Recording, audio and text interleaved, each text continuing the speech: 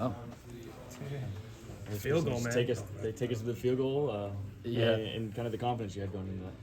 yeah, absolutely. Yeah.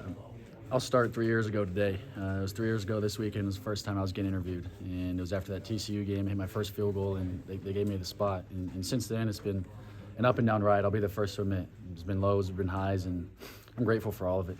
Coming to this field goal, I had this gut feeling, and I can't even describe it. Most people wouldn't even understand it, but first quarter, I knew there was going to be a big kick. And as I said, it's unexplainable to someone who's never felt it, but knowing that going into it was helpful. And the kick itself, it's funny because I told Simon, the our holder, we had the celly where he tossed me up the baseball and I swing at it and hit it, and we had that planned out for a while. And I said, Simon, just get the ball down, hold the ball, and get ready to toss the baseball.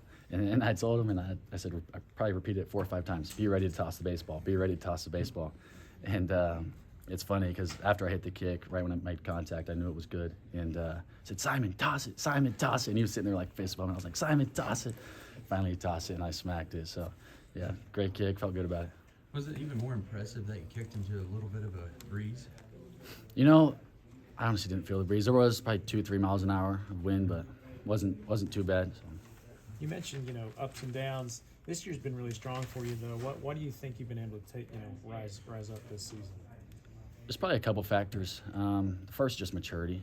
As you get older, things become easier. You've been to the hotel more times. You've done warm-ups more times. You've done practice more times. You just understand the system. But with that, I feel like I've kind of stepped up as a leader as well, and that helps. That carries over to the field a lot. Obviously, having Randy and Jack in the room was big. Those are old guys. We always give them hell for being too old sometimes, but it's finally been kind of my season to step up a little bit and step up as a leader in the room, and that definitely helps on field. Is there a yardage you felt like you had to get to there, or could you go back quite I a bit told further? him 58, so ball at the 50-yard line. And as we were entering into half, when they did that Hail Mary, that was the line of scrimmage as well that we needed. Coach said that he was confident that you're going to make it, and obviously you said you had that gut feeling. Just when Coach says that and knew you were going to make that, how does that make you feel?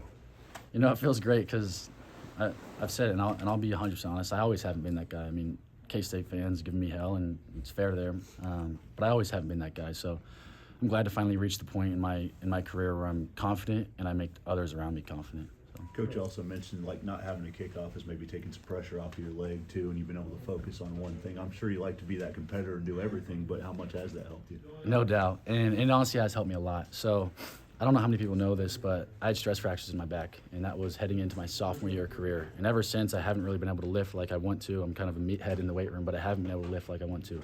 Haven't been able to back squat in 2 years. And so taking off the kickoffs has really helped my back more than anything. Yes, it helps my legs. Yes, I feel fresher, but not having to hit kickoffs, I mean, I used to struggle getting out of bed on Sundays, and that's no longer the case. So